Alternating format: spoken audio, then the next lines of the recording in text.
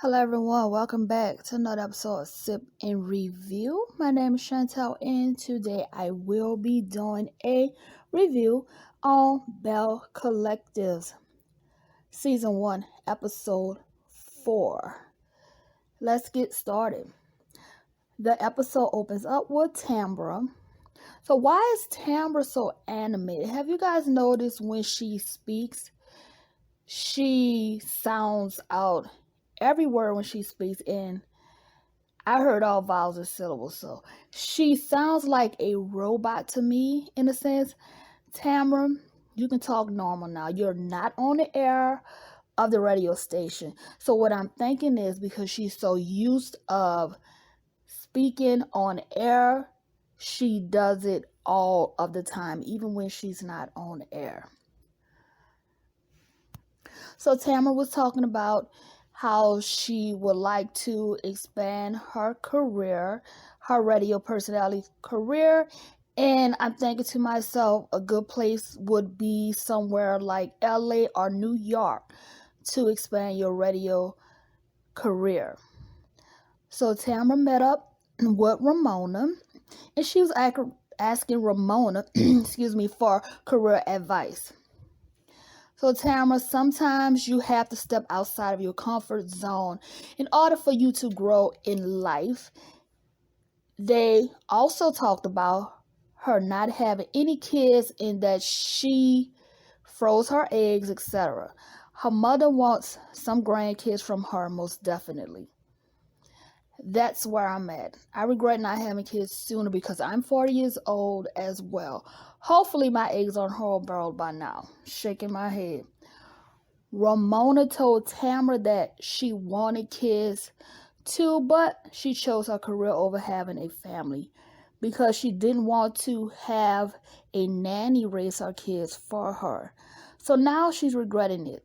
Tamara said that she's wearing a WWOD bracelet. What would Oprah do? LOL. I might have to get me one of those. Latrice meets up with the contractors to have them appraise the renovation costs of the building on Fair Street. She wants it to be a resource center and brunch cafe. According to Antoinette, just don't serve no waffles there. I'm just saying. Anyway, the man told her that she cannot purchase the building because it's not for sale. The building that she wants to purchase is a historic building. However, she can only lease the building. Yep, the building is a part of Mississippi State's history.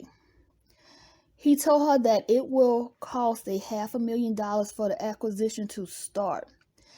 And the renovation cost is estimated at $900,000 to $1.5 million in additional cost for the preservation of the building as in to preserve the building's history because it is a historic building. From the look on Letitia's face, I could tell that she didn't anticipate on spending that much of money. I could tell that she was pretty much shocked to hear that. She was expecting it to be less from what I got out of her facial expression. Now you know why no one else thought of doing it. Letitia said that her friends have deep pockets and she's ready to move forward with it, despite the high price tag. Marie meets with Dr. Chandler for family counseling for her son's anger management, and Marie played the recording of her son acting out to the therapist, shaking my head. After hearing the half of it, the therapist had listened to enough of it. At that point, he heard all that he needed to make his final decision on what is going on with them. So Marie told her son that he don't know how blessed he is to have a mother like her. She had her first son at the age of 18 years old. Marie also talked about her traumatic childhood and growing up with a mother that had an addiction. She basically said that she wanted to break that generational curse and be a better mother than her mother ever was to her. Y'all, the more that I hear about Marie's childhood, we both have a similar childhood. So therefore, I have more understanding of her. So the therapist told him to be quiet and be still so that he could see what the next play is. He put it in a sports format for his understanding, like basketball, if you will. The therapist got on her next.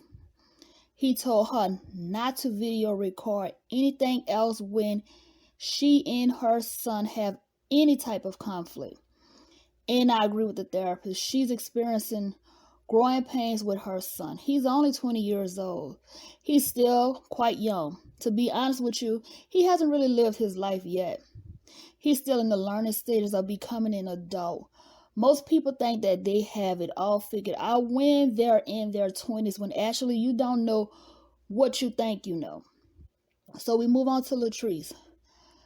Latrice doesn't have time for another messy ass brunch with Marie. She's too busy focusing on getting her coins, and I don't blame her. There's better things to do with your time than arguing over some hair that you claim that you purchased from her, when in actuality, all you had to do was show proof of purchase for a refund during her normal business hours. And y'all could have been done with that situation. It could have been deaded by now. Moving on. Letitia meets with Antoinette at the Mississippi Civil Rights Museum. Antoinette said that because she had a problem with having biracial kids in the South with her white husband is part of the reason why they got a divorce. Let's take a moment to acknowledge that it's Black History Month.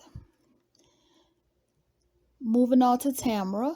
Tamara meets with Demond, aka Mr. Muscles, which is her ex-boyfriend, and they dated for 16 years. Tamara said that she got her baby fixed every summer from her nephews because they were kids that she doesn't have to keep. Now that they are grown, she misses them. Slow your roll, muscle man. He's already trying to put a baby in Tamara. They just started back dating. Ain't nobody got time for that. Demond doesn't have any kids either, so he's a hot and ready. If it were up to him, they would get started right after their dinner date. Shaking my head, Tamara told Demond that they were more of best friends than in a romantic relationship. Whatever it was, Demond is ready to make a family with you, so you might have to take some of your eggs off ice. Demond told Tamara that her career played a part in their relationship. Muscle Man asked for another date and she said yes.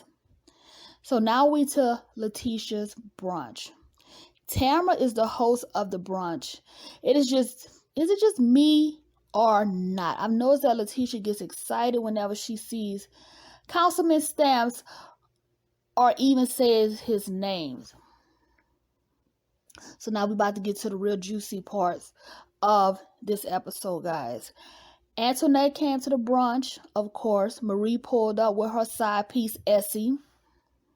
Marie's husband did say that she spends more time with Essie than with him, and he's her husband.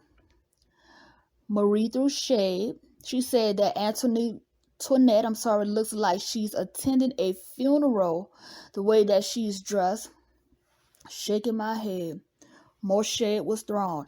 Antoinette told Marie that they don't have any beef because she's a vegetarian. Just kidding. Marie said that she has certainly been treating her like they do. And I disagree with Marie on that part. No one knows much about your business endeavors because you was too busy complaining about a bad wig that you purchased at the first brunch when you should have been politicking. So Kaylon, we move on to her, who's Antoinette's bestie. She arrived at the brunch as well, and they were enacting. And they were playing the roles where they were, just saying that they were proud to be Black successful business owners. So Kaylin is white. So why was she repeating the speech? She's not a beautiful Black woman. Now, she could have switched out Black for white. Maybe. I'm just saying. Let's get to the purpose of the brunch this time, y'all. Jeez Louise, because every time they have a brunch, things goes left. Tamara asked the ladies, have they ever experienced racism? Tamara said that she grew up there and she's just experiencing racism at the age of 40. Yup, Latrice said that some lighter-skinned Black women may experience racism less. It's called colorism. I'm light-skinned. I have experienced racism regardless of my skin color. So I think it just depends on the situation and the person that approaches you of how they handle racism. I'm sorry, how they give off racism to you. So Kaylin leaves the brunch because she has obviously been living under a rock when it comes to racism. Antoinette should have taken her to the Mississippi Civil Rights Museum as well.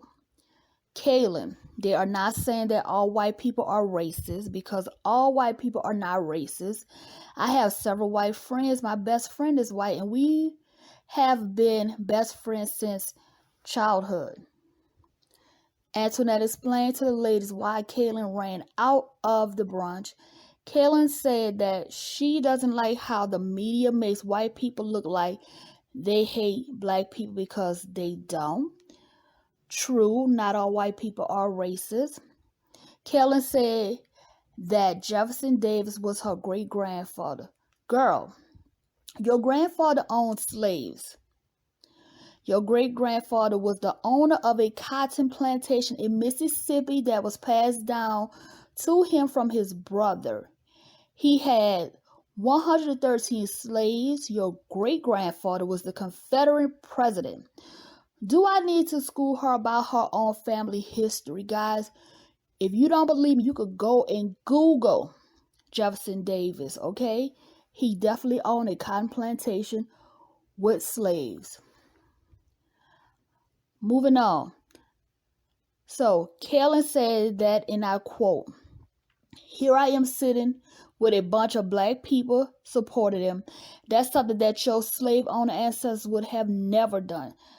Try speaking on your own behalf, because it's insulting to us Black folks whenever you speak on their behalf."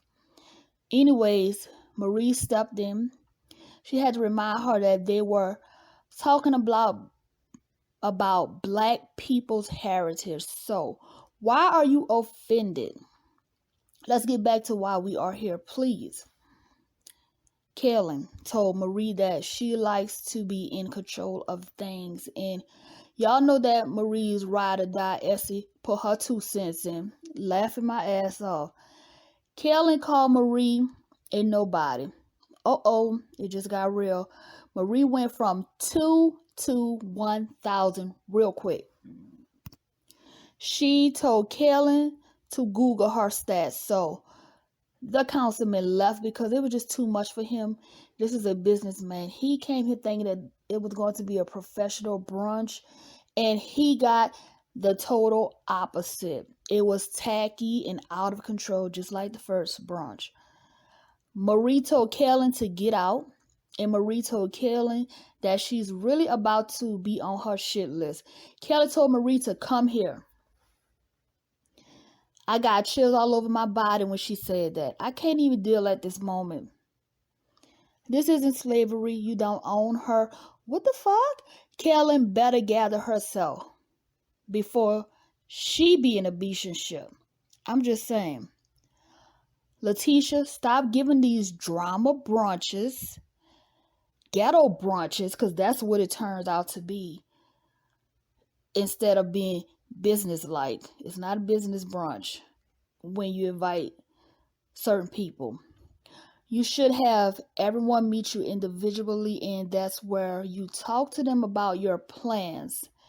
Make a list of your attendees or have them use a sign-in sheet and have your discussion with each individual alone, period.